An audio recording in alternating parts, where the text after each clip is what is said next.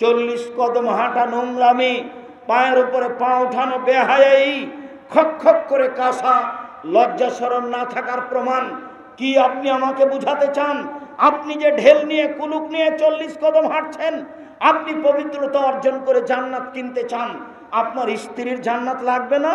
ওকে একটু ঢেল নিয়ে 40 কদম হাঁটতে বলেন না, তাহলে বোঝা যাবে কেমন পবিত্রতা। ও যদি 40 কদম হাঁটে ঢেল নিয়ে, তাহলে পুরুষকে কেমন কেমন লাগবে। তো পুরুষও যদি ঢেল নিয়ে 40 কদম হাঁটে, মহিলা যদি দেখে, তাহলে তাকেও কেমন কেমন লাগবে।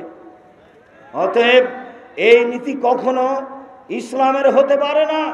পানি দিয়ে পবিত্রতা অর্জন করতে হবে। পানি না থাকলে ঢেল টিস্যু পেপার দিয়ে পবিত্রতা অর্জন করতে হবে। এটাই চূড়ান্ত সুন্নাত। জাতির যদি রাস্তাঘাট করে দিতে না পারি, জাতির যদি স্কুল কলেজ করে দিতে না পারি, জাতিকে চূড়ান্ত সঠিক ধর্ম দিতে পারবো ইনশাআল্লাহ। ধর্মের ব্যাপারে জাতিকে ফাঁকি দিয়ে পরকাল হারাতে রাজি নই। এরকম পদক্ষেপ কোনোদিন নিইনি, এরকম পরিকল্পনা কোনোদিন করিনি, ভবিষ্যতেও করবে এমনটা নয়। অতএব দিনী ভাই বোন, যা বলছি তার উপরে দৃঢ় আস্থা রাখবেন। তবে আমি মানুষ, কোনো জায়গাতে ভুল ত্রুটি থাকতেই পারে। যদি ভুল হয়ে যায় তা আমি ছেড়ে দিতে বাধ্য থাকব। তবে শতবার দেখা আছে, আপনি মনে রাখবেন, পেশাব পায়খানা করে পানি দিয়ে পবিত্রতা অর্জন করতে হবে, এ কথাই ঠিক। পানি না থাকলে ঢিল টিস্যু পেপার ব্যবহার করতে হবে। পুরুষ নারী একই ব্যাপার, এ কথাই ঠিক। বলছিলাম, সম্মানিত দিনী ভাই বোন, শিক্ষা সুন্দর শিক্ষা, বিদ্যা সুন্দর বিদ্যা, আদর্শ সুন্দর আদর্শ। সব আদর্শ সুন্দর নয়। থ্যাংক ইউ আদর্শ সুন্দর নয়। টাটা বাই বাই এটা আদর্শ, এটা আদর্শ সুন্দর নয়। খ্রিস্টানি আদর্শ, এগুলো আদর্শ গ্রহণ করা যাবে না। সম্মানিত দিনী ভাই বোন, মানুষ যারা বেশি ধনী বিত্তশালী, তাদের দেখে সালাম দিতে হবে, এ আদর্শ সুন্দর নয়। রাখাল কিষান ছোট বড় মুচি মেথর সবকে সালাম দিতে হবে। যদি হিন্দু হয় ধন্যবাদ, যদি চিনতে না পারি সালাম দিব, সে যেই হোক না কেন। আদর্শ রাসূলের গ্রহণ করার জন্য অনুরোধ জানাচ্ছি। বিবাহের বৈঠকে গায়ে বাঁধার যে আদর্শ আছে, এটা একেবারেই নোংরা আদর্শ, এটা একেবারেই বেহায়া আদর্শ।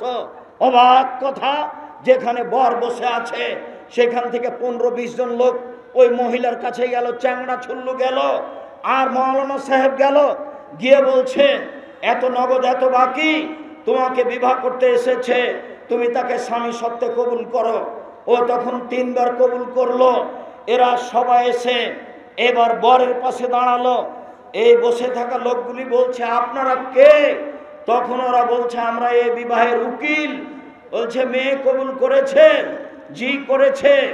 আপনারা শুনেছেন? জি শুনেছি। তাহলে বসেন। মনে হচ্ছে হিন্দুর বিবাহ লেগেছে, কলার গাছের চতুর্দিক দিয়ে ঘুরে ধর্ম পাগল হয়ে গেছে।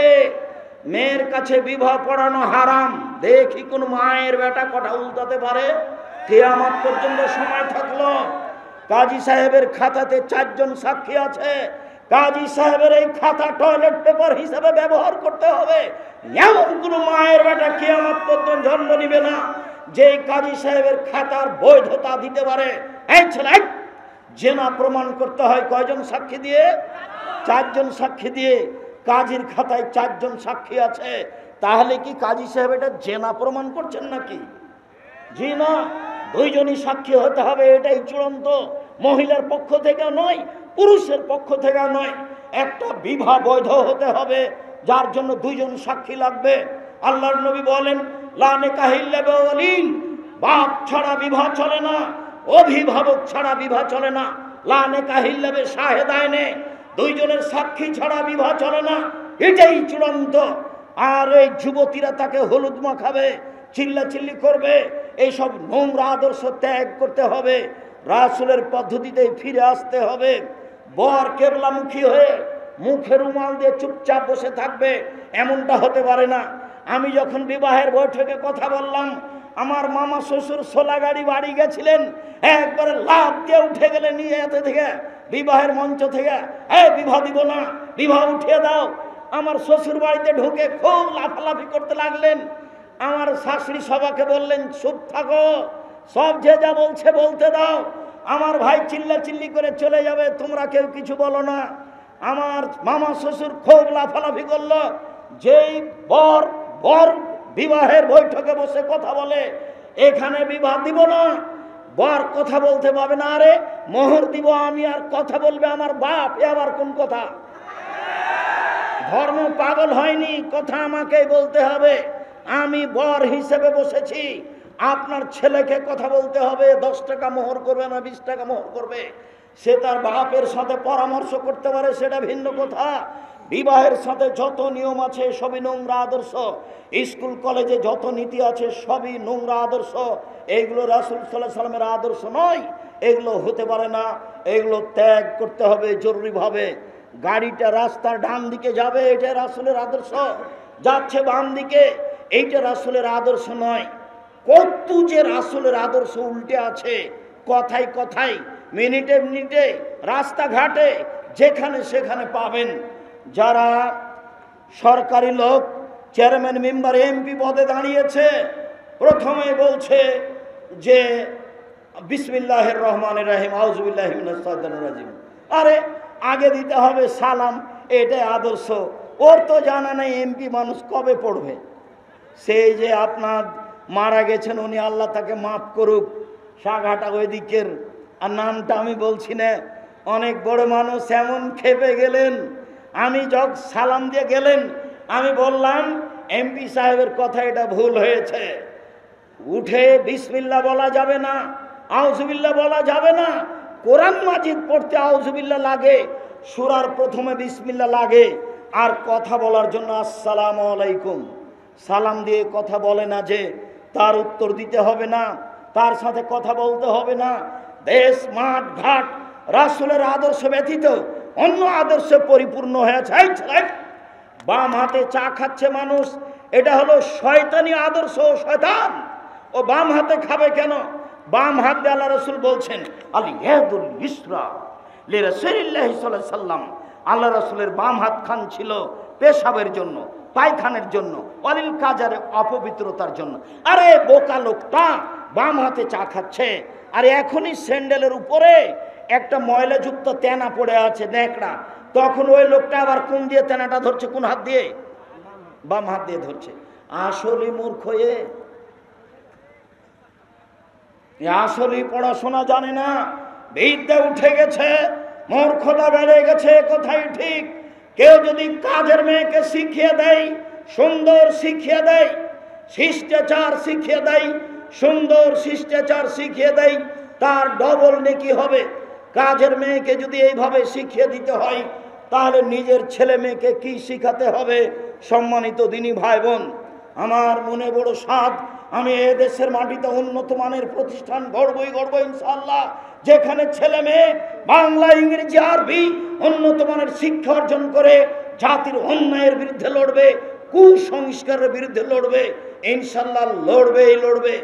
বিবাহ দেওয়ার পরে বউ ভাত করতে হবে কেন? বিবাহ দেওয়ার পরে বউ ভাত হারাম। আবার অবাক কথা যেটা গায়বান্ধার, এই বউ ভাতের দিন ওই বউটা বসে আছে চেয়ারে, সব এসে তাকে টাকা দিয়ে যাচ্ছে, তাকে দেখছে, মুখ, ও কি পতিতালয়ের মহিলা নাকি? সবাই দেখবে মানে? আরে বাপ যা চললো বেঁচে আছে, মেয়েটাকে রেখেছে ঘরে খোলা, সবাই দেখে যাচ্ছে, টাকা দিয়ে। ধর্ম পাগল হয়ে গেছে। धर्म की राजशाही चांपानेर हवाई लड्डू दोनों हाथ में लड्डू है, जो चाहे उसको खा ले, जो चाहे उसको छोड़ दे। भूल हिसाब धर्म चांपानेर हवाई लड्डू नय। गाईबान्धा জেলায় যত বাড়ি আছে শতকরা 95টা বাড়ির আসলের আদর্শ নেই। এই বাড়ি পরিবর্তন করতে হবে। আব্দুর রাজ্জাক সাহেব কথাটা আবার বুঝিয়ে বলেন, বুঝতে পারিনি। 95টা বাড়ি চলবে না মানে? জি, আপনাদের বাড়িতে ঢুকলে 10টা চুলা দেখা যায়। এগুলো আবার কেমন বাড়ি? সব ভিন্ন হতে হবে, ঘিরে ঘিরে ভিন্ন করতে হবে। টাকা আছে ইট দিয়ে ঘেরেন, টাকা না আছে চটছালা দিয়ে ঘেরেন, আর কিছু দিয়ে ঘেরেন। প্রত্যেকটা বাড়ি ভিন্ন করতে হবে। এসব বাড়ি রাসূলের আদর্শে গড়ে উঠেনি। আচ্ছা, সালাম দিবেন কোথায়?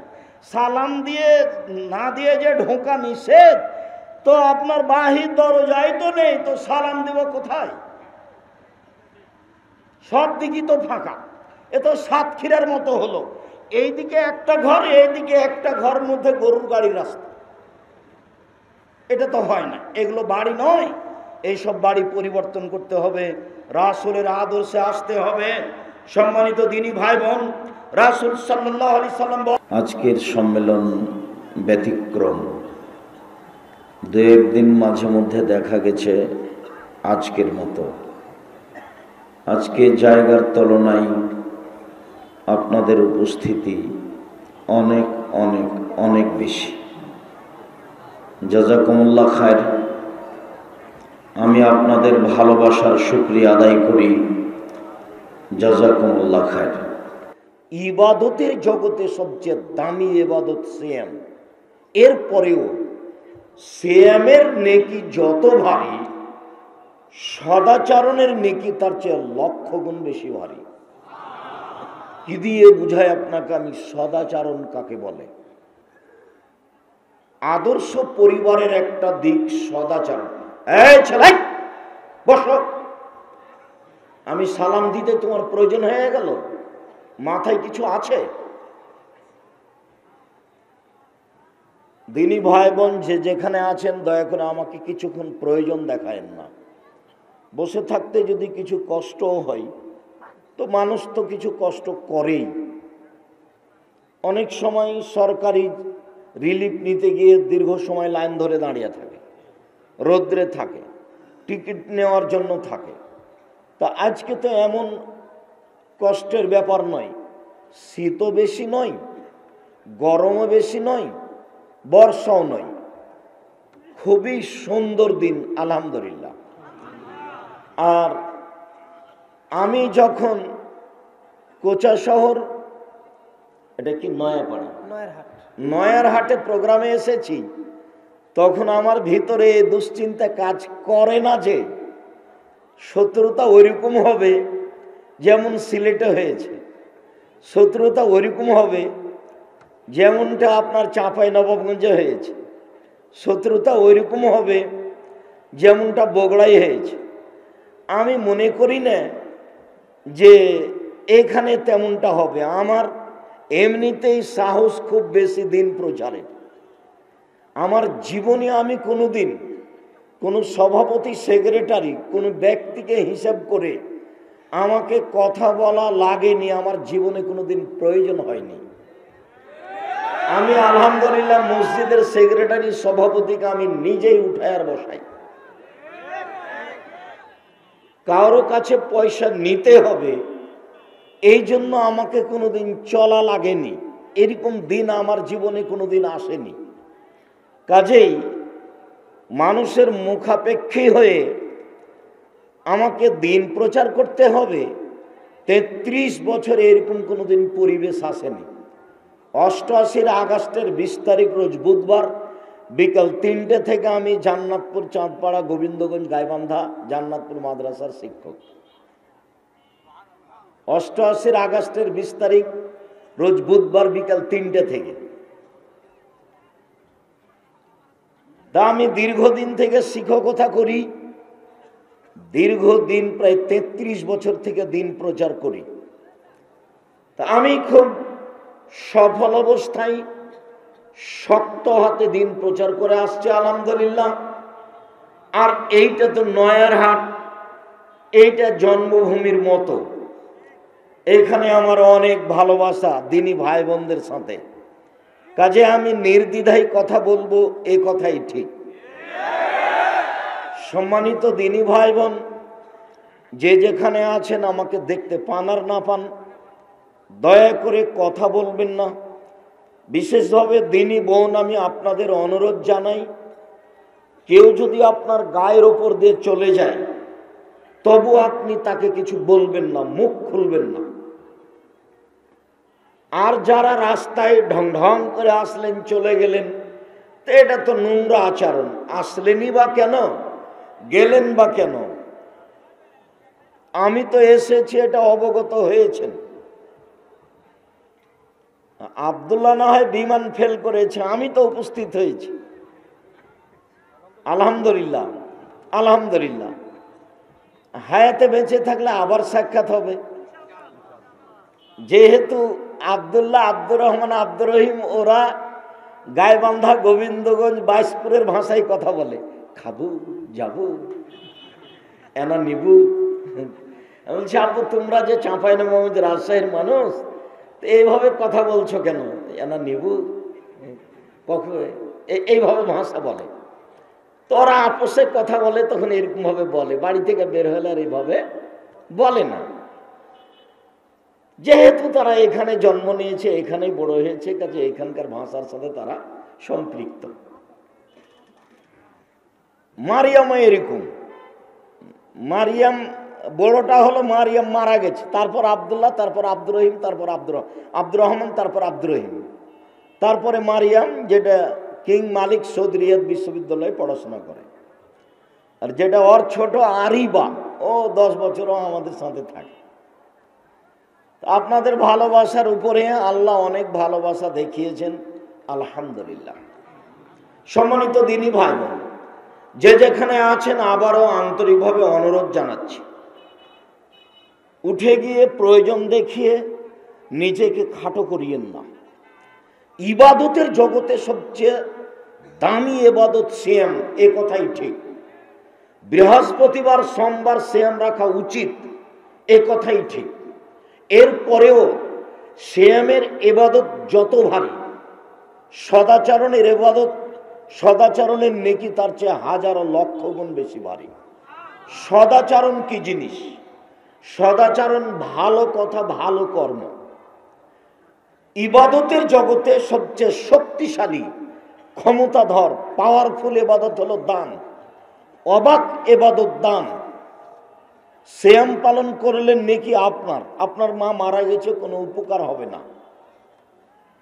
সবচেয়ে শক্তিশালী, পাওয়ারফুল দান ইবাদত, অবাক ইবাদত। হজ একটা বড় ইবাদত, করলেন, আপনার মা মারা গেছে, কবরের কোনো উপকার আপনি করতে পারবেন না। তাসবিহ, তাহলিল, জিকির, আজকার ভালো ইবাদত করলেন, আপনার মায়ের কবরে আপনি কিছু উপকার করতে পারবেন না। সালাত একটা ভিন্ন ইবাদত, একটু পরে আসবে ইনশাআল্লাহ। সালাত আদায় করে মায়ের আপনি উপকার করতে পারবেন না। কিন্তু দান এমন একটা ইবাদত, শক্তিশালী, পাওয়ারফুল, ব্যতিক্রম ইবাদত। আপনি আপনার মায়ের নামে দান করলেন, কবরের শাস্তি বন্ধ হয়ে যাবে। ব্যতিক্রম শক্তিশালী ইবাদত হলো দান। ইন্না সাদকাতা তুতফিল খাতিয়াতা কামা ইতফিল মাউন নারা। দান মানুষের পাপকে মিটিয়ে দেয়, পানি যেমন আগুনকে নিভিয়ে দেয়। ইন্না সাদকাতা সিররে তুতফিল গাজাওয়ার রাব্বে। গোপনে মানুষ দান করলে আল্লাহ যে তার উপরে রাগ করে ক্ষেপে আছেন, এইটা মিটে আল্লাহ ঠান্ডা হয়ে যান। দান একটা ভিন্ন ধরনের ইবাদত। যতই শক্তিশালী ইবাদত হোক না কেন, দানের নেকি যত ভারী, সদাচরণের নেকি তার চেয়ে অনেক অনেক অনেক বেশি ভারী। একদা আল্লাহর নবীকে জিজ্ঞাসা করা হলো, আল্লাহর নবী, মাল বিররু ওয়াল ইসমু, পাপ কি জিনিস, নেকি কি জিনিস, এটা জিজ্ঞাসা। আল্লাহর নবী একটু বলেন তো পাপ কাকে বলে? আল্লাহর নবী একটু বলেন তো নেকি কাকে বলে? আল্লাহ রাসূল উত্তরে বললেন, আল বিররু হুসনুল খুলুক, নেকি হলো ভালো আচরণ। জিজ্ঞাসা নেকি কি জিনিস, উত্তর কি হলো? উত্তর হলো ভালো আচরণ। নেকি কি জিনিস? আল্লাহর নবী বলবেন হজ করা বড় নেকি। আল্লাহ নবী বলবেন সিয়াম পালন করা বড় নেকি। আল্লাহ নবী বলবেন তাসবিহ, তাহলিল, জিকির, আজকার বড় নেকি। এ না বলে আল্লাহ রাসূল উত্তরে বললেন হুসনুল খুলুক, নেকি হলো ভালো আচরণ। দল পার্টি করলে নেকি টিকে না, সদাচরণ টিকে না। যখনই আপনি দল সংগঠন করবেন, তখন আপনি কাউকে কম ভালোবাসবেন, কাউকে বেশি ভালোবাসবেন, তখন আর সদাচরণ টিকবে না। আমি কথা প্রসঙ্গে বলেছি, আজকেও আসতে পারে। তবু এখানে একটু বলে রাখি যে একসাথে দুই বোন জন্ম নিয়েছে, যমজ, তবে তারা পৃথক পৃথক থাকে, চলে খায়, দেখতে সুন্দরী, মেধাবী, একজনকে রেখে আর একজন কোথাও যেতে পারে না, তাদের আন্তরিকতা খুব বেশি। তো বড় হয়েছে, দুইজনেরই বিবাহ হয়েছে। একজনের বিবাহ হয়েছে আওয়ামী লীগ লোকের সাথে, আর একজনের বিবাহ হয়েছে বিএনপি লোকের সাথে। তারা দুই বোন আর কথা বলে না। তার মানে সদাচরণ কাটে কোথায়? দোকানপাটে বসে আড্ডা পিটলে সদাচরণ টিকবে না। মানে কারো না কারো বদনাম করাই লাগবে। যদি বদনাম নাও করেন, বসে থাকেন, তো একজন বলছে যে আব্দুর রাজ্জাক সাহেব খুব খারাপ মানুষ, তখন আপনি এসে বললেন ঠিকই বলছেন, আসলেই খারাপ। তো এটার জবাব কি দিবেন? এখন যে আপনি বললেন আসলেই খারাপ, এই আসলেই খারাপটা এক পাল্লায় দেন, আর পুরো জীবনের সব নাকি এক পাল্লায় দেন, ওইটা ভারী হয়ে যাবে। কেন? ওটা মানুষের সাথে জড়িত পাপ। যার কারণে উপদেশে চারটা কথা বলেছি। এক, মানুষের জীবনে সবচেয়ে জরুরি কাজ 5 ওয়াক্ত সালাত। 2, হালাল রুজি। 3, কোরআন তেলাওয়াত, অন্তত সূরা ইখলাস। 4, দুইজন যেখানে বসে আছে সেখানে না বসা। আড্ডা পিটা চিরদিনের জন্য হারাম। দুইজন বসে আছে সেখানে গিয়ে গল্প করা চিরদিনের জন্য হারাম। দোকানে যেতে হবে এই পদ্ধতিতে, আসসালামু আলাইকুম, আহমদ দোকানদার, লবণ আছে? হ্যাঁ আছে, 1 কেজি লবণ দাও। শুখা মরিচ আছে? আছে, 100 মরিচ দাও। দেওয়া হয়েছে, টাকা পরিশোধ, আসসালামু আলাইকুম। এর চেয়ে বেশি দোকানের বসে থাকা যাবে না, দাঁড়ানো যাবে না। আমার মা যখন আমাকে বাড়ি থেকে বের করতেন পড়ানোর জন্য, তখন আমাকে 4টা কথা বলতেন। 1, দোকানে বসিও না, প্রাইভেট পড়ায়ও না, দাওয়াত খায়ও না, মানুষের সাথে বন্ধুতালি করো না। 4টা কথা আমার মা বলতেন। 1, দোকানে বসিও না। 2, প্রাইভেট পড়ায়ও না। 3, বন্ধুতালি করিও না। 4, দাওয়াত খায়ও না। আমার মা এই 4টা কথা বলতেন। আমরা এ যাবৎ কোনোদিন দোকানে বসে কিছু করিনি। দোকানে বসে 1 কাপ চা খাওয়া আমাদের কোনোদিন অভ্যাসে ঘটেনি। দোকানে বসলে সদাচরণ টিকবে না, দল করলে সদাচরণ টিকবে না, হিংসা করলে সদাচরণ টিকবে না। দাঙ্গাবাজি করে, দলাদলি করে, মানুষকে অপমান করে, ক্ষমতা দেখিয়ে, মানুষকে জেল হাজতে দিয়ে, মানুষকে খাটো করে আপনি সদাচরণ টিকাবেন, জান্নাত কিনবেন, এমন হিসাব ভুল। যারা মানুষকে অপমান করে কথা ও কর্মে, তারা জালেম, তাদের বিচার পরে হবে। যারা জোর করে জমি দখল করে, তাদের বিচার পরে হবে। অবশ্য হালাল রুজিতে গায়ে বাঁধা ভালোই ছিল, তবুও একটা জিনিস দুর্বলতা আছে। আব্দুর রাজ্জাক সাহেব, আপনি কি তার মধ্যে? না, আমি নই। একটা হলো এই, রংপুর, দিনাজপুর, লালমনিরহাট, নীলফামারী, কুড়িগ্রাম, পঞ্চগড়, ঠাকুরগাঁ, গাইবান্ধা, জয়পুরহাট, বগুড়া, এসব ডিস্ট্রিক্টে ভাইরা বোনকে জমি দেয় না। এটা হলো জুলুম। এই ছেলে, তোমার দাদা মারা গেছে, 10 বিঘা 15 বিঘা জমি রেখে গেছে, 15 শতক জমি রেখে গেছে। তোমার ফুফু নিবে 5 শতক আর তোমার বাপ নিবে 10 শতক। তুমি কি বলতে পারো যে আমার বাপ সকালে নিবে, আমার ফুফু বিকালে নিবে? সকাল বিকাল যদি অনুমতি না থাকে, তো তোমার দাদা 10 বছর হলো মরা, এখন পর্যন্ত তোমার বাপ তোমার ফুফুকে জমি দেয়নি। তোমার ফুফু, তোমার বাপ কুকুর শ্রীগালের চেয়ে খারাপ। আমি আব্দুর রাজ্জাক যদি প্রমাণ করতে না পারি, আমার জীবন আমি বক্তব্য রাখবো না। আমার বাপকে আমি কবর দিয়ে বাড়িতে এসে আগে জমি ভাগ করেছি, তারপরে খাওয়া দাওয়া। যদি যে জমি আমরা চিনি না, আমি টুকটাক দেখেছি, আমার ছোট ভাই দেখেইনি। জমি জায়গা আমার দোলা ভাই বোনের স্বামীরা চাষাবাদ করে খায়, অন্য মানুষে খায়। আমরা দুই ভাই, আমার ছোট ভাই বরিশাল মডেল কলেজের শিক্ষক, সরকারি কলেজের, আর আমি তো রাস্তাঘাটে ঘুরি, মাঝে মধ্যে বাইশপুর, গাইবান্ধা, গোবিন্দগঞ্জ আসি, মাঝে মধ্যে রাস্তাঘাটে ঘুরি, চাঁপাই নবগঞ্জ যাই, বেকার মানুষের মধ্যে। সম্মানিত দিনী ভাই বোন, বলছিলাম এটা একটা জুলুমের অন্তর্ভুক্ত। যারা জালেম তাদের বিচার পরে হবে, আপনি মনে রাখবেন। গাইবান্ধার এই নীতি দূর করতে হবে। কোনো মানুষ যৌতুক নিয়ে ছেলে মেয়ের বিবাহ দিতে পাবে না, যৌতুক চিরদিনের জন্য হারাম। যৌতুক আগামীকাল সন্ধ্যা হতে হতে ফেরত দিতে হবে। বাপ বেটা ভিক্ষে করে খাওয়া বহুদিন বলা আছে, ভিক্ষে করে খাওয়া কেন? ব্যবসা করে খাওয়া, ব্যবসা করতে না পারলে দিন মজুরি করে খাওয়া। যদি পাশে কোথাও কাজ না পাও, মহিমাগঞ্জ ট্রেন স্টেশন কাছে আছে, এখানে গিয়ে মানুষের ব্যাগ বকচা তুলে দিও। সারাদিন গাড়িতে ব্যাগ বকচা তুলে দিলে 200-500 টাকা বিকালে হবে। এদের রুচি উপার্জন করো, 24 ঘন্টার মধ্যে শ্বশুরের টাকা ফেরত দিতে হবে। বাপ বেটা ভিক্ষুক সেজেছ, তুমি আর তোমার বাপ দুইজনই কাপুরুষ মানুষ। দেখো তোমার বাপের মুখখান কালো হয়ে আছে, তোমার বাপের মুখখানটা একটু তাকিয়ে দেখো। আমার নিজের শ্বশুর বাড়ি গাইবান্ধা, গোবিন্দগঞ্জ, বাইশপুর, জান্নাতপুর। বড় ছেলের শ্বশুর বাড়ি বগুড়া, মেজে ছেলের শ্বশুর বাড়ি সাঘাটা, সবাই পাশে আছে। কেউ যদি কোনোদিন প্রমাণ করতে পারে যে আব্দুর রাজ্জাক সাহেব একটু ইশারা করে চলে, জীবনে আমি আর বক্তব্য দেব না। ছোট হয়ে চলতে হবে, এরকম পরিবেশ আমার কোনোদিন ঘটেনি, ভবিষ্যতে যেন কোনোদিন না ঘটে। আল্লাহ তুমি কবুল করো।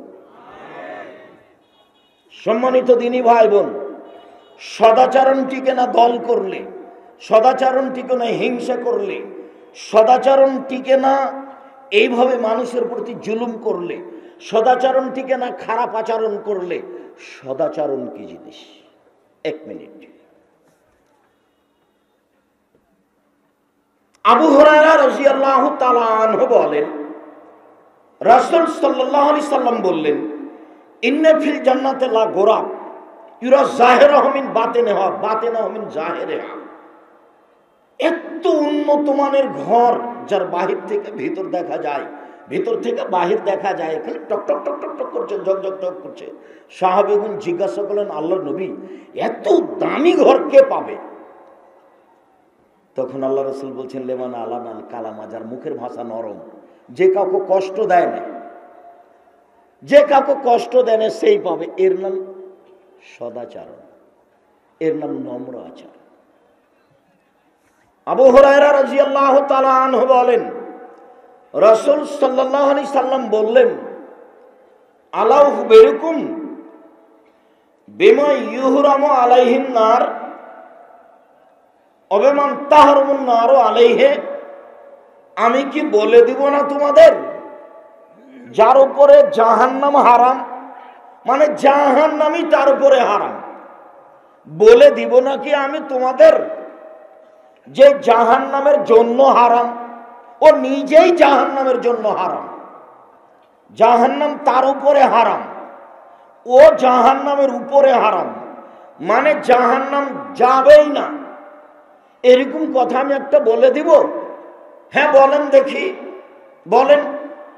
তখন বলছেন, সাহলুন লাইয়িনুন কারীমুন, নরম মেজাজ, স্বভাব ঠান্ডা, কোমল, মিশু, মানুষকে অহংকার করে চলে না, চাল চলনে সহজ সরল। এরকম ব্যক্তির উপরে জাহান্নাম হারাম। এই ব্যক্তি জাহান্নামের উপরে হারাম। কথা ভালো যার, কর্ম ভালো যার, নম্র যে, সেই সদাচরণের অধিকারী। সদাচরণ। আমি কোচা শহর যাব বলে ভ্যানে উঠে বসে আছি, চট করে নয়ারহাটে একটা লোক উঠলো। তো আর লোকটার ব্যাগটা বেখিয়াল আমার গায়ের উপরে পড়ে যাচ্ছে, ব্যাগটা আমার কপালে এসে লেগে গেল। তা আমি চট করে বললাম, তোর কপালে চোখ নাই, হুঁশ নাই, গাড়িতে উঠছিস? এর কি সদাচরণ আছে? যে না, এর সদাচরণ নেই। খারাপ আচরণ দেখবেন রিক্সাওয়ালাকে, দেখেন ওর রিক্সাটা আর একজনের সাথে লেগে গেছে, এই যে ও বললো, এমন বলা বললো, মানে বস্তির মানুষ বলল, এরপরে এরটা আর একজনের সাথে লেগে গেছে। তো ওই যে একে বললো, এখনই কিন্তু এ খুব বললে আর একজনকে, একটু পরে দেখছি যে আর একজন একে বলছে। সদাচরণ নেই, সদাচরণ ভিন্ন জিনিস। এই ছেলে, তোমাকেই বলছি, জিন্দেগি তার কোনোদিন স্ত্রীর সাথে জোরে কথা বলবো না, মোটা করে ভালো আচরণ করে স্ত্রীর সাথে, মায়ের সাথে, বাপের সামনে কোনোদিন জোরে কথা বলবো না। 4 শ্রেণীর মানুষ জান্নাতে যাবে না। 1, আঁক কোন বাপ মাকে মানে না যে। 2, কম আর জুয়া খেলে যে। 3, মান্নান খোটা দেয় যে। 4, মদমেনুল খামর, নিয়মিত বিড়ি, তামাক, জর্দা, সিগারেট, গুল, নেশাদার দ্রব্য খায়, পান করে যে। এই 4 শ্রেণীর মানুষ জান্নাতে যাবে না। এ কথা আমি বলিনি, এ কথা মুহাম্মদ সাল্লাল্লাহু আলাইহি সাল্লাম বলেন। তিনি বলেন, লা ইয়াদখুলুল জান্নাহ, জান্নাতে যাবে না 1, বাপ মাকে মানে না যে। বাপ মায়ের সামনে জোরে কথা বলা নিষেধ, কথা বলে যে, সদাচরণ নেই তার। একবারে ঠান্ডা হয়ে যেতে হবে, হাত নিচু করে যেতে হবে, নরম হয়ে ঘরে যেতে হবে। একদিন তুমি ছিলে তোমার মায়ের কোলে, এখন তোমার মা তোমার কোলে, পেশাব করাবা তুমি, পায়খানা করাবা তুমি, গোসল দিয়ে দিবে তুমি, কাঁধে করে ডাক্তারখানা নিয়ে যাবা তুমি, সব কিছু করবা তুমি। তোমার বোন তো নাই, তোমার বউ তো দেখবে না। কেন? তোমার বউকে তোমার মা দিন রাত গালি দেয়, এ কথাই ঠিক। এখন তুমি মনে করছো ঘুম থেকে উঠে যে এই বাড়িতে সবচেয়ে খারাপ মানুষ আমার মা। হ্যাঁ, এই বাড়িতে সবচেয়ে খারাপ মানুষ মা, তোমার মা, এ কথাই ঠিক। মুখ খুলতে পাবা না। আল্লাহ নবী বলেছেন তোমার মায়ের পায়ের নিচে জান্নাত, এ কথাই ঠিক। মায়ের পায়ের নিচে জান্নাত, এ কথাই ঠিক। অতএব মা কি বলছে এটা বিবেচনা করা যাবে না, তার সামনে জোরে কথা বলা যাবে না, এটাই চূড়ান্ত। 1 মিনিট, সদাচরণ তাড়াতাড়ি দেখিয়ে চলে যাচ্ছে। 1 মিনিট। কে বাড়িতে আছেন? জি না। কোথায় গেছে? শিকার করতে গেছে। কখন আসবে? সন্ধ্যায় আসবে। কেমন আছো? খুব একটা ভালো নেই। ওহো, আচ্ছা ঠিক আছে, আসলে সালাম দিও, চৌকাঠ পরিবর্তন করতে বলিও। ইসমাইল আলাইহিস সালাম সন্ধ্যায় এসে বুঝতে পেরেছেন যে আব্বা এসেছিলেন। জিজ্ঞাসা করছেন, কি খবর? কে এসেছিল? জি হ্যাঁ, একজন বৃদ্ধ মানুষ এসেছিলেন। কি বললেন? বললেন বাড়িতে আছে, একটু একটু সরে যাবেন। বহু জনগণ উপস্থিত, লাখো জনগণ উপস্থিত, আজ একটু ঠান্ডা হবেন, বিরক্ত হয়েন না, সদাচরণেরই কথা। আমি কথা বলবো আর কেউ দাঁড়িয়ে থেকে সময় কাটাবে, এই সাহস কেউ রাখে, আমি আব্দুর রাজ্জাক বিন ইউসুফ তা নই। হয়তো তাদের মেশিনের ব্যাপার, তারা ভয় পাচ্ছে যে কথাটা ঠিক হচ্ছে কি না, ছবিটা ঠিক মতো আসছে কি না, সেই জন্য সময় এসে দাঁড়িয়ে তারা ঠিক করছে। তারা সর্বদা দাঁড়িয়ে থাকবে, এরকম কেউ দুঃসাহস রাখে না। কাজেই ধৈর্যের পরিচয় দিবেন। ধৈর্য ঘোড়ার ডিম নয়, ধৈর্য কিছু যেটা মানুষ বাস্তবায়ন করবে। ধৈর্য কে বাস্তবায়ন করবে? মানুষ। পশু প্রাণী পারবে? ধৈর্য নেই যার, সদাচরণ নেই তার। সদাচরণ খুব কঠিন জিনিস। আল্লাহর নবী, এত দামি ঘর কে পাবে? মুখের ভাষা নরম যে যার, সেই পাবে। আরেকটু, রাসূল সাল্লাল্লাহু আলাইহি সাল্লাম বলেন, আর 4টা জিনিস আছে যার, সবকিছু আছে তার, জান্নাত আছে তার, ইহকাল আছে তার, পরকাল আছে তার, চারটা জিনিস আছে যার, সবকিছু আছে তার, জান্নাত আছে তার, ইহকাল আছে তার, পরকাল আছে তার। এক, হিফজ আমানাতিন, আমানতের রক্ষা। আমানতের রক্ষা মানে সভাপতি মসজিদের আপনাকে 200 টাকা দিয়েছে, বলেছে যে মসজিদের কারেন্টের তারগুলো কিনে নিয়ে আসো। আপনি 20 টাকার নাস্তা করেছেন, 10 টাকা রেখে দিয়েছেন, দাম বেশি দেখিয়ে আপনি 200 টাকা খরচ দেখিয়েছেন, আপনার কাছে আমানত নেই। 2, হুসন খালিকাতিন, ভালো আচরণ যার জান্নাত তার, সদাচরণ যার জান্নাত তার। 3, সিদক হাদিসিন, সত্য কথা যার জান্নাত তার। 4, ইফফত মিতআমাতিন, বৈধ রুজি যার জান্নাত তার। যে হারাম রুজি উপার্জন করে না, যে শ্বশুরের কাছে যৌতুক নেয় না, যে মানুষের সাথে দাঙ্গাবাজি করে না, জান্নাত তার। হালাল রুজি যার জান্নাত তার। 4টে জিনিস আছে যার, জান্নাত আছে তার। আমি এই কথা বলিনি, এই কথা মুহাম্মদ সাল্লাল্লাহু আলাইহি সাল্লাম বলেছেন। আম গাছে দাম ধরতে পারে, ধরে না। অমাবস্যা রাতে চাঁদ উঠতে পারে, উঠে না। সুঁয়ের ছিদ্র দিয়ে লাঙ্গলের ফা ঢুকতে পারে, ঢোকে না। সুঁয়ের ছিদ্র দিয়ে লাঙ্গলের ফা ঢুকে যেতে পারে, আম গাছে জাম ধরে যেতে পারে। অমাবস্যার রাতে চাঁদ উঠে যেতে পারে, এইগুলো ঘটে যেতে পারে। আমি যেই কথা বললাম এতে সন্দেহ আছে বলে কিয়ামত পর্যন্ত চেষ্টা করলে সরিষা ঢোকানো যাবে না, যা বলছি তাই থাকবে। কেন? মুহাম্মদ সাল্লাল্লাহু আলাইহি সাল্লাম বলেছেন 4টে জিনিস আছে যার, সবকিছু আছে তার। 4টে জিনিস আছে যার, সবকিছু আছে তার। 1, আমানতের রক্ষা। 2, সদাচরণ। 3, সত্য কথা। 4, বৈধ রুজি, হালাল রুজি। সম্মানিত দিনী ভাই বোন, আমি আপনাদের বলছিলাম কিভাবে আপনি পরিবারকে রক্ষা করবেন, পরিবারকে জাহান্নাম থেকে বাঁচাবেন কিভাবে। মহান আল্লাহ বলেন, ইয়া আইয়ুহাল্লাযীনা আমানু কু আনফুসাকুম ওয়া আহলিকুম নারা, পৃথিবীর মানুষ তোমরা তোমাদেরকে জাহান্নাম থেকে বাঁচাও এবং পরিবারকে বাঁচাও। আপনি নিজেকে জাহান্নাম থেকে বাঁচাবেন কি করে? আজকের জন্য 3টা কথা মনে রাখতে হবে।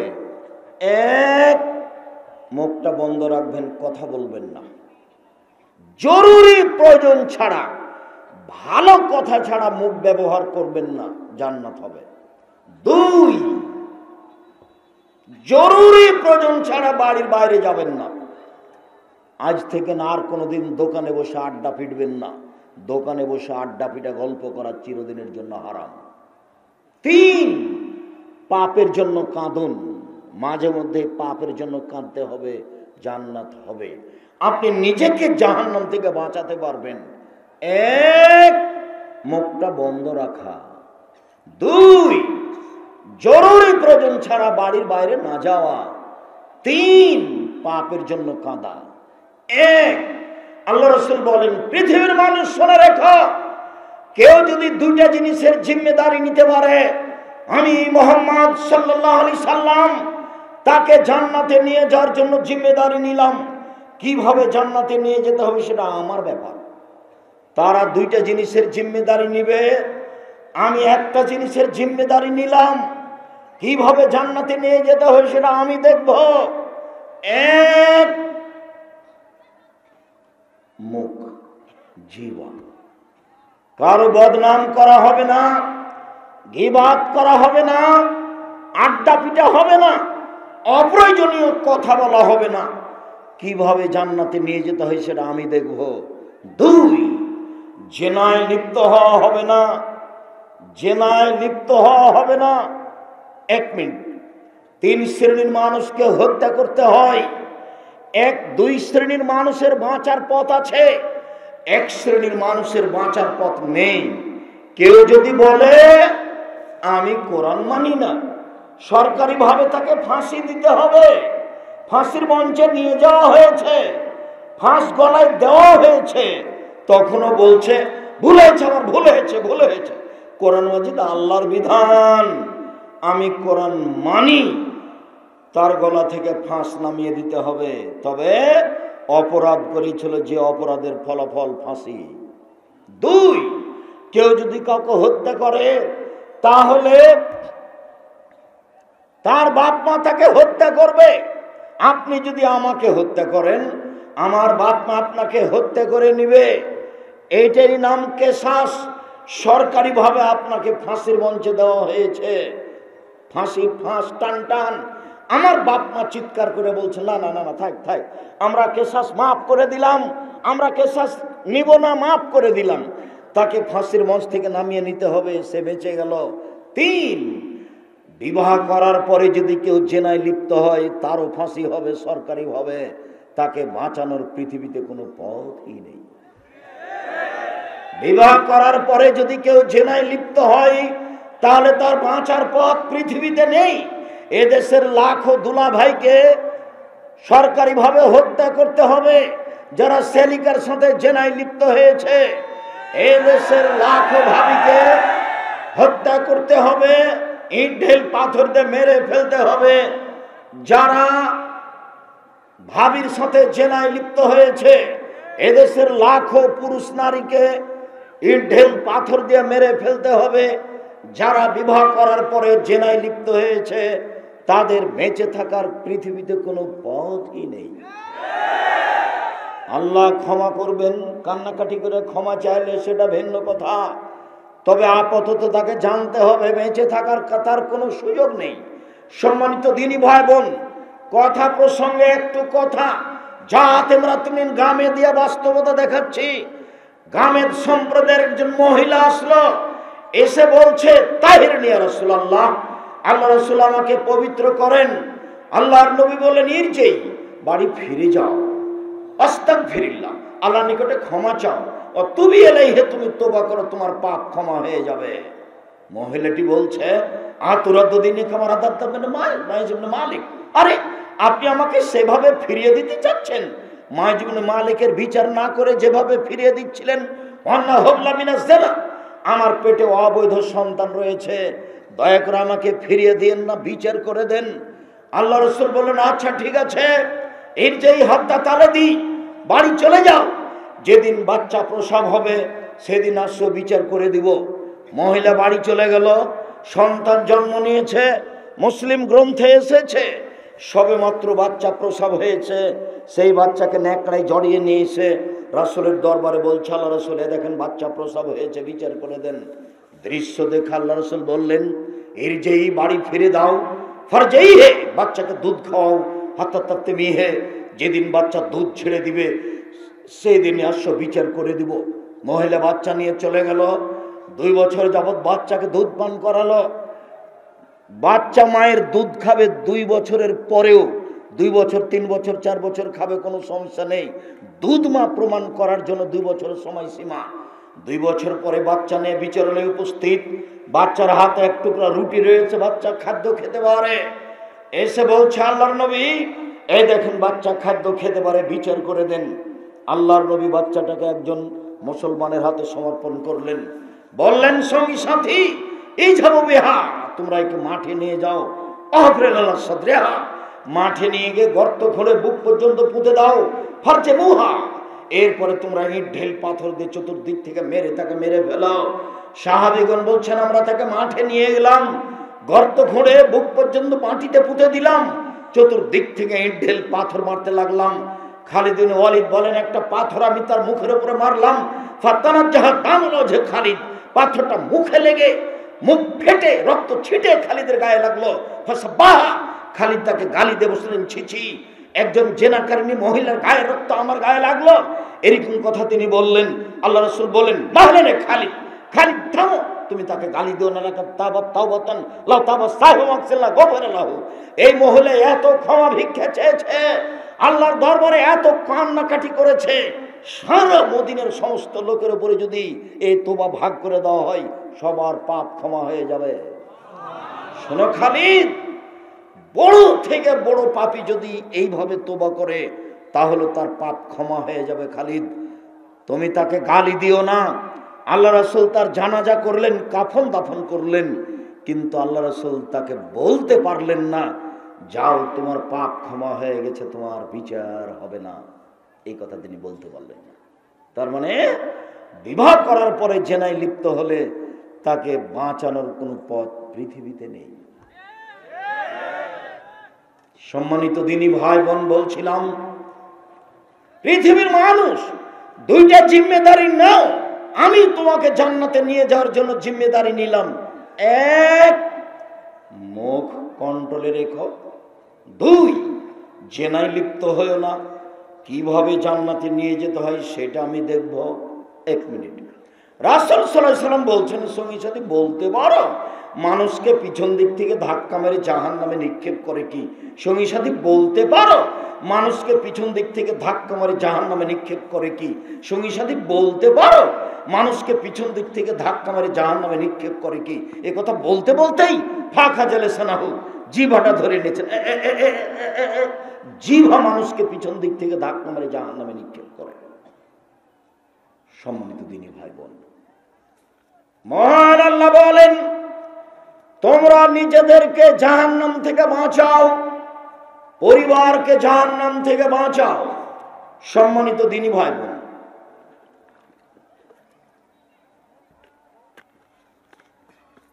নিজেকে জাহান্নাম থেকে বাঁচাবেন, পরিবারকে জাহান্নাম থেকে বাঁচাবেন।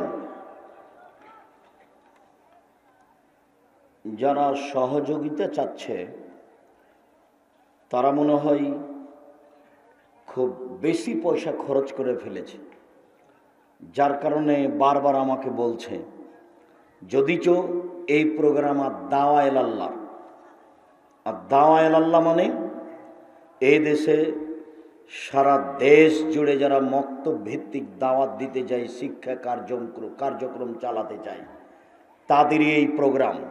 হঠাৎ একদিন দেখছি গাড়ির গায়ে লেখা আছে আর দাওয়া ইলাল্লাহ। তা আমি বলছি, আব্বু আর দাওয়া ইলাল্লাহ গাড়ির গায়ে লেখা আছে, এটা কি? বলছি, আব্বু আমি মনে করলাম আপনাকে দীর্ঘদিন থেকে আমি বক্তব্য দিতে দেখছি, আর আমি দারুল উলুম দেওবন্দে পড়াশোনা করেছি, মদিনা বিশ্ববিদ্যালয়ে পড়াশোনা করেছি, লন্ডনে পড়াশোনা করেছি, আমি ইটালি ইউরোপ ঘুরে দেখেছি। তাতে দেখেছি যে ইহুদি খ্রিস্টান জ্ঞান বিক্রি করে আমাদেরকে কাজে লাগিয়ে রেখেছে। আমরা দিন মজুর, ওরা জীবিকা নির্বাহ করে জ্ঞান বিক্রি করে, বিদ্যা বিক্রি করে, আর আমরা তাদের দিন মজুর হিসাবে কাজ করি। তা আমার মাথায় জাগলো জ্ঞান কিভাবে অর্জন করতে হবে, এর মাঠে আমি আগে এই ব্যাপারে আমি আগে মাঠে নামব। তাতে আমি সিদ্ধান্ত নিলাম সারা দেশ জুড়ে শিক্ষা কার্যক্রম এবং দাওয়াতি কার্যক্রম মসজিদ ভিত্তিক করব ইনশাআল্লাহ। আমি বললাম, আব্বু সিদ্ধান্ত তোমার ঠিক, আমি 33 বছর যাবৎ দাওয়াত দিয়ে আসছি, আমার কথা মানুষ মেনে চলে, এ কথাই ঠিক। কোটি মানুষ প্যান্টটা কেটে টাকনুর উপরে করেছে, এ কথাই ঠিক। কোটি মানুষ তার পরিবারকে সুন্দর করেছে, পর্দায় নিয়ে এসেছে, এ কথাই ঠিক। হাজারো কোটি মানুষ বাড়িতে ছবি মূর্তি ভেঙে ফেলেছে, এ কথাই ঠিক। হাজারো পুরুষ নারী দাড়ি ছেড়েছে, পুরুষেরা নারীরা পর্দা করেছে, এ কথাই ঠিক। এরপরে আমি সমাজের সাথে মিলে আছি।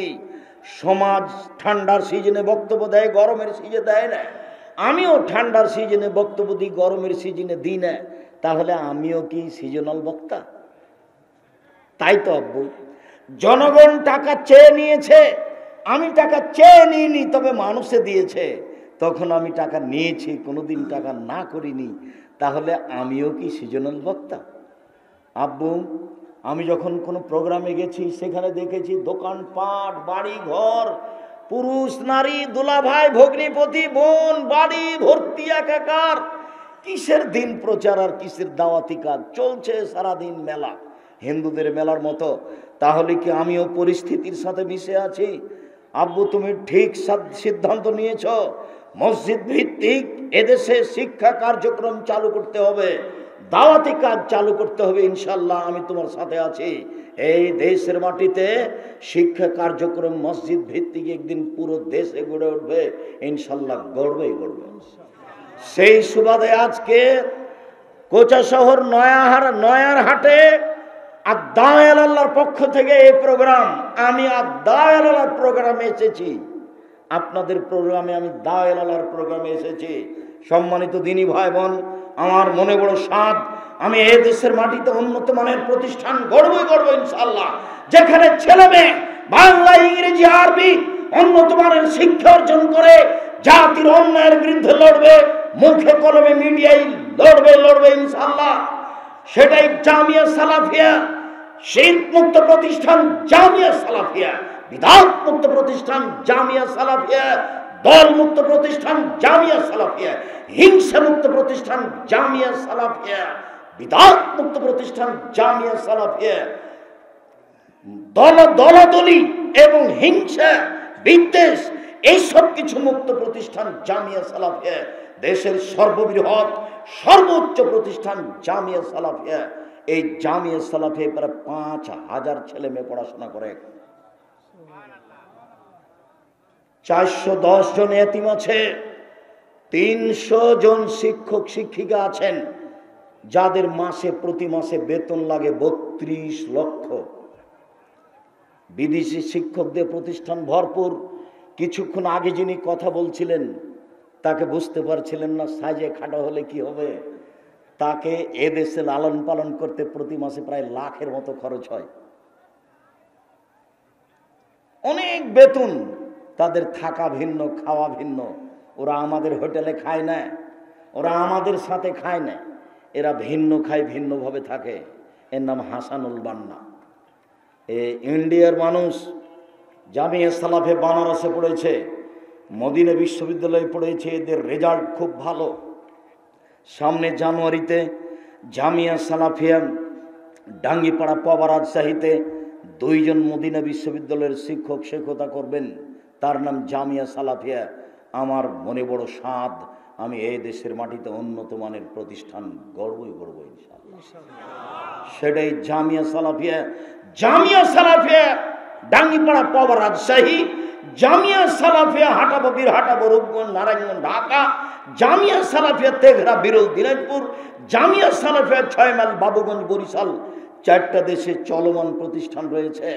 জমি কিনা আছে আপনার চট্টগ্রামে, জমি কিনা আছে নোয়াখালীতে, জমি কিনা আছে সিলেটে, জমি কিনা আছে আপনার কুষ্টিয়ায়। এইসব জায়গায় অচিরেই জমি কিনা আছে ময়মনসিংহে। এইসব জায়গায় অচিরেই জামিয়া সালাফিয়া গড়ে উঠবে। এই দেশে জামিয়া সালাফিয়া নামে প্রতিষ্ঠান গড়ে ভরপুর করব ইনশাআল্লাহ। সম্মানিত দিনী ভাই বোন, তারই একটু বড় শাখা হচ্ছে আদ-দাওয়া ইলাল্লাহ।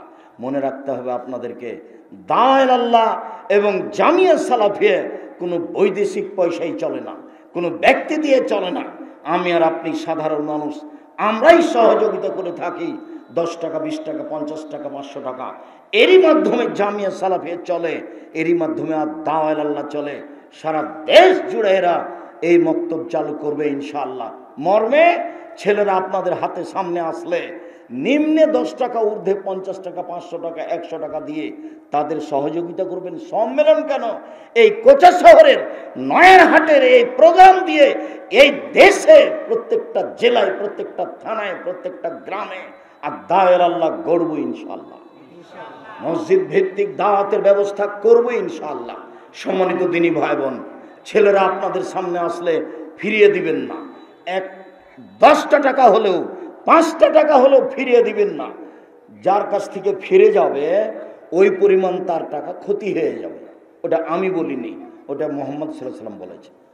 আর যেটুকু আপনি দিবেন সেইটুকু আল্লাহ পূর্ণ করে দিবেন, এটা যেন মাথায় থাকে। আর কেউ নড়াচড়া করতে পাবেন না। ছেলেরা আপনাদের সামনে যাবে, তারা আপনাদের পাশ দিয়ে চলে যাবে। আমি আপনাদের সাথে কথাই রয়েছি। সম্মানিত দিনী ভাই বোন, আপনি আপনার পরিবারকে জাহান্নাম থেকে কিভাবে বাঁচাবেন আমার দিকে লক্ষ্য করুন। লোকমান হাকিম বলেন, বুনাইয়া লা তুশরিক বিল্লাহ, আব্বু আল্লাহর সাথে শিরক করো না। শিরক মুক্ত পরিবার গড়তে হবে, তাহলে আপনি আপনার পরিবারকে জাহান্নাম থেকে বাঁচাতে পারবেন। বাংলাদেশ এমন একটা দেশ যেখানে শিরক চলে বিপদ সীমার উপর দিয়ে। অফিস আদালত, কোর্ট কাছারি, শিক্ষা প্রতিষ্ঠান, বাড়ি ঘর, গ্রামগঞ্জ সব কিছু শিরকে ভরপুর। বোনাইয়া, শিরক থেকে বেঁচে থাকো। পরিবারকে যদি শিরক মুক্ত করতে পারেন, তাহলে আপনি আপনার পরিবারকে জাহান্নাম থেকে বাঁচাতে পারবেন। 1 2 মুরু আওলাদাকুম বিসসালাত ওয়াহুম আবনাউ সাবঈ সিনিনা, তোমরা তোমাদের ছেলে মেয়েকে সালাত আদায় করতে বলো। এই বাচ্চা বসো। ওই যে বাচ্চাটা হাঁটছে, আপনি তো দেখতে পাচ্ছেন, ওর দিকে যে দেখবে সে তো আমার কথা বুঝতে পারবে না। যারা আপনাদের কাছে যাচ্ছে, আপনার ঠান্ডা গতিতে আপনি তাকে বিদায় করেন, আর আমি খুব তাড়াতাড়ি আপনার বিরক্তির আগে কথা শেষ করব। আপনি কথার মধ্যে উঠে পরিবেশ নষ্ট করিয়েন না। আপনাকে আমি অনেক ভালোবাসি, আপনি আমার দিনী ভাই, আপনি আমার দিনী বোন, আপনাকে আমি অনেক ভালোবাসি। সম্মানিত দিনী ভাই বোন, তোমরা তোমাদের ছেলে মেয়েকে সালাত আদায় করতে বলো 7 বছর বয়সে। অজরবহুম আলাইহা ওয়াহুম আবনাউ 10 সিনিনা, পিটিয়ে সালাত আদায় করাও 10 বছর বয়সে। 15 বছর বয়সের ছেলে নামাজ পড়ে না, তার বাপ বেঁচে আছে, এই কথা সত্য নয়, এই কথা মিথ্যা। এই ছেলে, তোমার বয়স 15, তুমি সালাত আদায় করো না, এটা তোমার বাপ নয়, এটা তোমার সৎ বাপ, এটা তোমার চাচা। আমি যদি একে তোমার চাচা প্রমাণ করতে না পারি, আমি জাতির সামনে বক্তব্য দেব না। আব্দুর রাজ্জাক সাহেব বলেন কি, আপনি আমার বাপকে আমার চাচা প্রমাণ করবেন কিভাবে? এই ছেলে, তোমার চাচা আমি প্রমাণ করতে পারবো না মানে বলো কি তুমি? আল্লাহর নবী বলছেন, মান ওয়ালাদা লাহু ওয়ালাদুন ফালিহুসান ইসমাহু, কারো যদি ছেলে মেয়ে জন্ম নেয়, সুন্দর একটা নাম রাখতে হবে, শিষ্টাচার শিক্ষা দিতে হবে। তোমার নাম লিটন, বলো এটা কি সুন্দর নাম? নাম হতে হবে ইসমাইল, ইউসুফ, ইসহাক, ইয়াকুব, ইব্রাহিম, দাউদ, সুলাইমান, আদম, মুসা, ঈসা নবীদের নাম। নইলে হবে আব্দুল্লাহ, আব্দুর রহমান, আব্দুর রহিম, আব্দুল সত্তার, আব্দুল জব্বার, আব্দুল মালিক, আব্দুল খালেক, আব্দুল গনি, গুণবাচক নাম হবে। তোমার নাম লিটন হলো কি করে? তুমি এটা তার প্রমাণ দাও। তুমি আজকে বলে দিও বাড়িতে গিয়ে, আসসালামু আলাইকুম আব্বা, আপনি নাকি আমার সৎ বাপ। বলে দেখো দেখি কি বলেন উনি। তুমি বলে দেখো আপনি নাকি আমার চাচা, নইলে আমার নাম লিটন কেন, কোন হিসাবে আমার নাম লিটন হলো? তোমার বাপের বুঝানোর কোনো পথ আমার কাছে নেই। তোমার বাপ যদি আমাকে বুঝাতে পারে, আজ থেকে আমি জাতির সামনে সালাম দিয়ে চলে যাবো, আর কোনোদিন বক্তব্য দিতে আসবো না। একটা ছেলে আমার সাথে সালাম দিতে এসেছে, তার কানে ইয়ারফোন লাগা আছে। তুমি কি মনে করছো এর বাপ বেঁচে আছে? অসম্ভব হতে পারে না। আল্লাহর নবী বলছেন, আইনানে তাজনানে জেনা হুমান নাজর, 2 চোখের জেনা হচ্ছে চোখ দিয়ে দেখা। অলোজনানে জেনা হুমাল ইস্তেমাও, 2 কানের জেনা হচ্ছে কান দিয়ে শোনা। অলিয়াদ জেনা হাল বাদশাহ, হাতের জেনা হচ্ছে হাত দিয়ে ধরা। আর রিজল জেনা হাল মাসি, পায়ের জেনা হচ্ছে পা দিয়ে চলা। জেনাল কলব তাতামনাতাস্তাহি, অন্তরের জেনা হচ্ছে পরিকল্পনা করা। এগুলো সব জেনা। তাহলে এই ছেলেটার কানে ইয়ারফোন লাগা আছে, তার মা দেখতে পায়, তার বাপ দেখতে পায়। আসলেই কি সেটা মা? আসলেই কি সেটা বাপ? জন্ম দিতে পারলে মা হওয়া যায় না, প্রসাব করাতে পারলে মা হওয়া যায় না। নীতির নাম মা, নীতির নাম বাপ। সম্মানিত দিনী ভাই বোন, রাসূল সাল্লাল্লাহু আলাইহি সাল্লাম বলেন,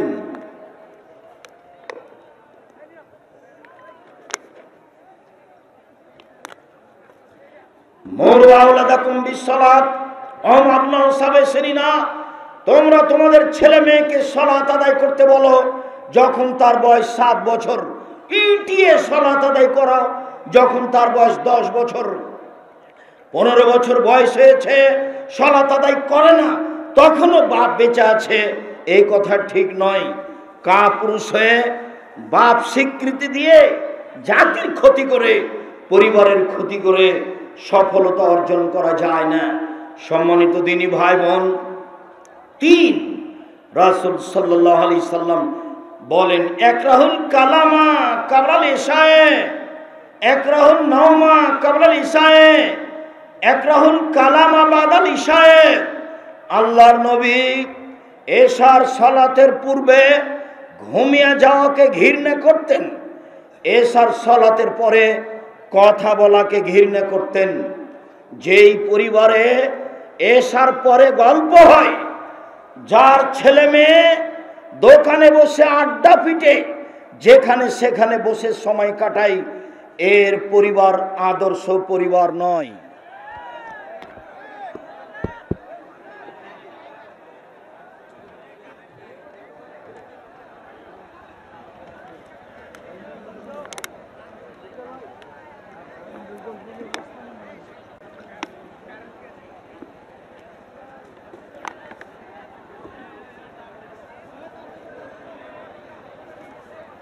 সম্মানিত দিনী ভাই বোন,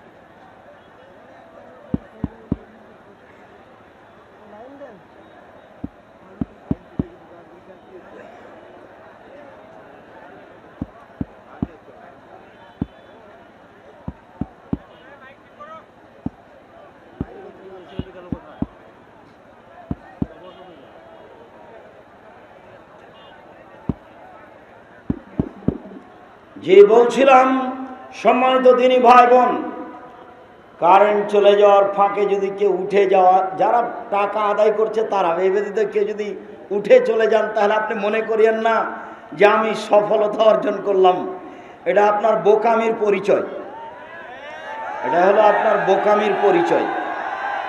আমি তো আছি,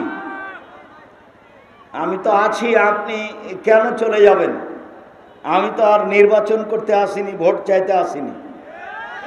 3, যেই পরিবারের ছেলে এশার সালাতের পরে আড্ডা পিটে বাড়িতে বাহিরে গল্পে লিপ্ত থাকে, মোবাইল নিয়ে ব্যস্ত থাকে, সেই পরিবার আদর্শ পরিবার নয়।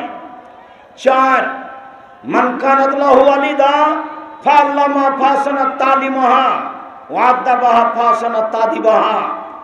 যার বাড়িতে কাজের মেয়ে আছে, সে কাজের মেয়েকে শিখিয়ে দিল, সুন্দর শিখিয়ে দিল, শিষ্টাচার শিখিয়ে দিল, সুন্দর শিষ্টাচার শিখিয়ে দিল, তার ডবল নেকি হবে।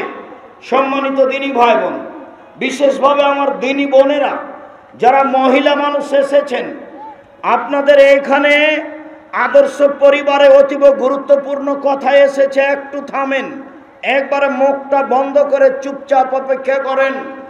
বলছিলাম, সম্মানিত দিনী ভাই বোন, শিখিয়ে দিল, সুন্দর শিখিয়ে দিল, শিষ্টাচার শিখিয়ে দিল, সুন্দর শিষ্টাচার শিখিয়ে দিল। সব শিক্ষা সুন্দর নয়। এই ছেলে, সব শিক্ষা সুন্দর নয়, তাই বললাম না? এবার তোমাদের বলি, কোচা শহর নয়ারহাটের একটা খুব মেধাবী ছেলে, লন্ডন থেকে পড়ে এসেছে, বড় ডাক্তার, ঢাকা পিজি হাসপাতালে চাকরি হয়েছে, 3 লক্ষ টাকা তার মাসে বেতন। 1 মিনিট শোনো, সেদিন কোচা শহরে এসেছে, গাড়ি থেকে নামলো, দেখলাম প্যান্ট পরে আছে, প্যান্টটা টাকনোর নিচে আছে, গলায় টাই আছে, দাড়ি চাঁচা আছে, হাতে সিগারেট আছে, এইভাবে গাড়ি থেকে নামলো। একটু পরে দেখা গেল বৌমা গাড়ি থেকে নামলো, গায়ে হালকা হালকা কাপড় আছে, একটু পরে দেখা গেল নাতনি গাড়ি থেকে নামলো, গায়ে তেমন কাপড় নেই, দেখা গেল গাড়ির পিছন দিকে কুকুর আছে। বলো তো এ কি শিক্ষিত ডাক্তার, কি শিক্ষিত মানুষ? আরো শোনো, যখন প্রেসক্রিপশন লেখে ডাক্তার রুগীর, ও জানে যে যেই কোম্পানির ওষুধ লিখছে এর চেয়ে ভালো কোম্পানির ঔষধ আছে, ও ওইটা না লিখে যেই কোম্পানি তাকে টাকা দিয়েছে সেই কোম্পানির ওষুধ লিখে দিল। এ কি শিক্ষিত মানুষ? এ ধোঁকাবাজ, এ প্রতারক, এর কাছে সত্য শিক্ষা নেই। তুমি দেখতে যাও ওর সাথে যেগুলো সহযোগী আছে সব মহিলা মানুষ। কেন? কোচা শহরে কোনো পুরুষ মানুষ নেই? সবাই কেন তার সহযোগী মহিলা মানুষ? কেন সে সাধারণ কোম্পানির ওষুধ লিখলো যে টাকা দিয়েছে, ও যে 3 লক্ষ টাকা মাসে বেতন পায়? এটা শিক্ষা নয়। আল্লাহর নবী বলেছেন শিক্ষা উঠে যাবে, মূর্খতা বর্ষণ হবে, মূর্খতা বেড়ে যাবে, বিদ্যা উঠে যাবে। বিদ্যা উঠে গেছে এ কথাই ঠিক, মূর্খতা বেড়ে গেছে এ কথাই ঠিক। সম্মানিত দিনী ভাই বোন, শিষ্টাচার শিখিয়ে দিল। শিষ্টাচার কি জিনিস? আপনার মোবাইল রিং হচ্ছে, যদি আপনি বুঝতে পারেন হিন্দু, অন করে দিয়ে বলবেন ধন্যবাদ জি, কি বলছিলেন। আর যদি বুঝতে না পারেন অন করে আসসালামু আলাইকুম বলবেন। হিন্দু হোক, মুসলমান হোক, বৌদ্ধ হোক, ডোম হোক,